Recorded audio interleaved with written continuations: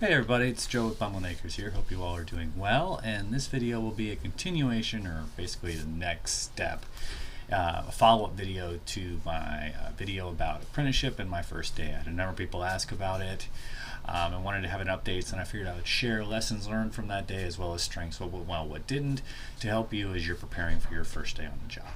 So, as you know, this last Wednesday was my first day with a new company. Now I am an apprentice, but this is not my first day as an apprentice. My first job as an apprentice was working for a general contractor out of Louisville that actually does wood framing, and a lot of wood framing, building a distillery.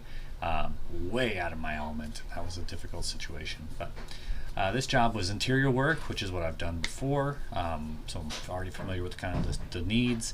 And my video, which had the tools, was basically the tools that you would need if you were doing interior. I don't know if I stated that in the previous video, so I want to make sure. If you're watching that video, it's the tools you need for an interior job.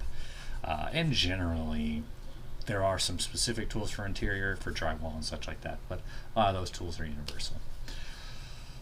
But when we talk about your first days coming to a company, it's stressful. You're trying to figure out what you need to bring. You're trying to make sure you have all your gear. You want to make sure you don't look like an idiot.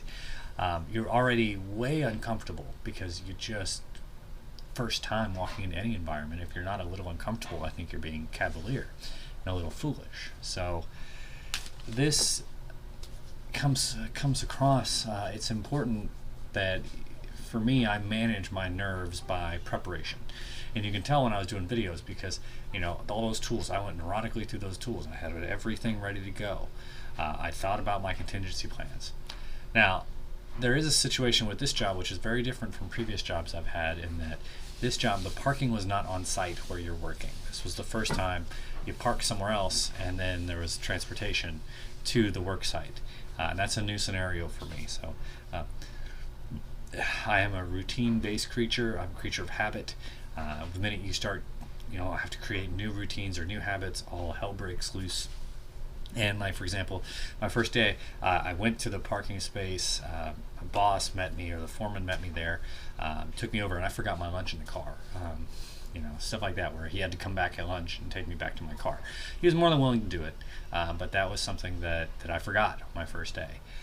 Things that went very well on my first day. One of those things was I have an exceptional work ethic. I know that. I'm very proud of that. You should have that as an apprentice. You should come prepared to sweat. You will get to the place where you will be paid for what you know. But as an apprentice, you don't know anything. And even while little basics you learn, there's a lot of finesse to carpentry. As weird as it sounds, it's not just hit things really hard with a hammer.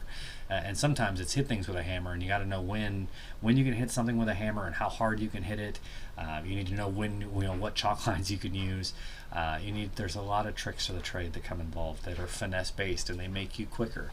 But as an apprentice, you don't know those, and you're not going to be put in anything significant. You will be assigned to an apprentice or a journeyman generally, and you will be placed as really their workhorse. You'll be, if anything, if you're good with a tape measure, you'll be their cut person.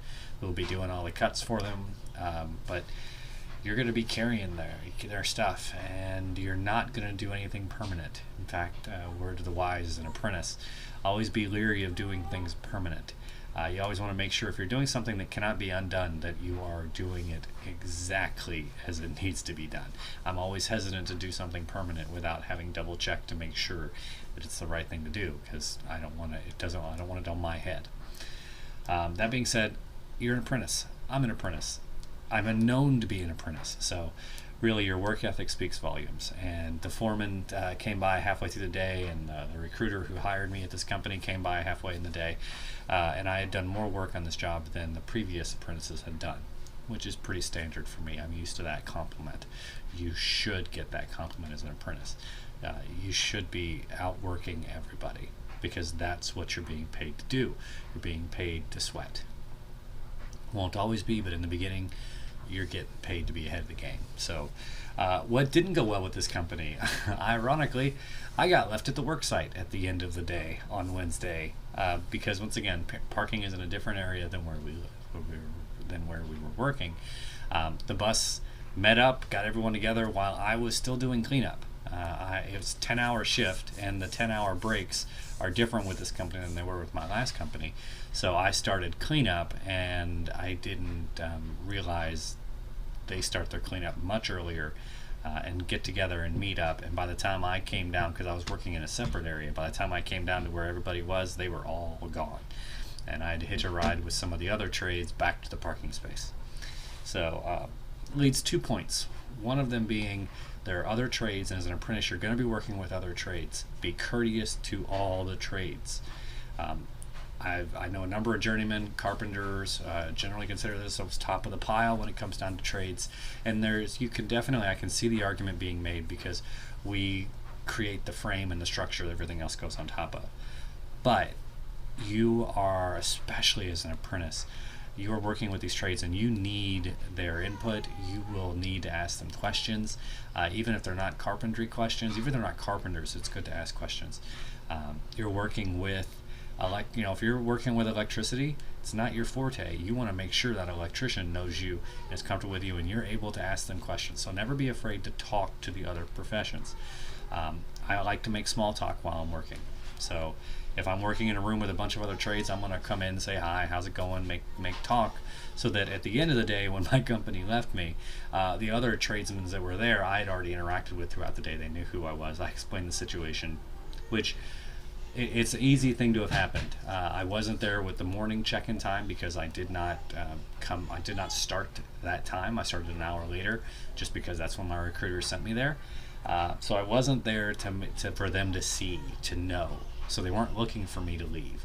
It does tell me some concerning things about this company, but that's more of just kind of the regular world of construction. It is a moving end, and at the end of the day, these guys want to go home, and they're very quick to check off the list of things. If you're not where you're supposed to be, they're going to leave, and that's what happened. So, but overall, other than that, and I worked very hard. The first day went great. I had everything that I needed to have. The job that I was assigned to do, generally as an apprentice, you're going to be assigned to a journeyman. If it's on any kind of large project, or the previous week I worked doing something different for a different company, and there was 2 journeymen and they had 2 apprentices.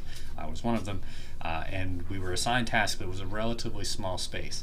So I wasn't like right next to the journeyman all day. I was in the room that one journey was in. They assigned a task, and then I just went about that task in repetition. This task, I was not assigned to a journeyman. The recruiter had already spoken to the foreman. The foreman knew that I had a level of experience, so I could be trusted. They knew that what a task they assigned me to, I didn't need a journeyman staring at me to do. So they gave me a relatively nominal task, which is cutting channels out of styrofoam. Styrofoam wall covering, exterior wall covering insulation for drywall to go into. Basically, it has to be done for every floor that's being done, and they don't want to have a journeyman and pay a journeyman almost 1.5 times what they're paying me. So my job is to grab a multi-tool and carve channels into styrofoam. That's what I was doing all week. Not a glamorous job, but I'm getting paid to make channels of styrofoam, and that's what I do. And honestly, as an apprentice, it's the kind of menial labor job that you shouldn't be turned it down, or you shouldn't have your nose turned up against. So be prepared to work and do the job, and whatever that job is. Oh. You want to make a cameo. Say hi, My baby. So, when we talk about the first days, it had some great moments. Having your foreman on the first day you're there recognize within 3 hours of work that you are putting out great performance, that you can be trusted with tasks and they don't have to stare at you all the time, is a huge compliment.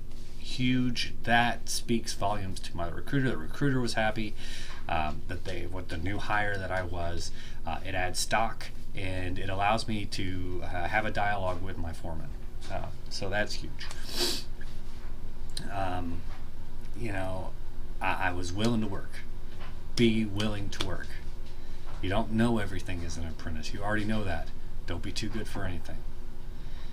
So I'm really happy with the way my first day went, other than being left behind, but I was able to remedy that situation and start the next day and get to know the procedures. So I'll talk more about kind of your first week as an apprentice as this job goes on, to kind of share insight to help those who are apprentices or going into the apprenticeship programs for carpentry or different trades.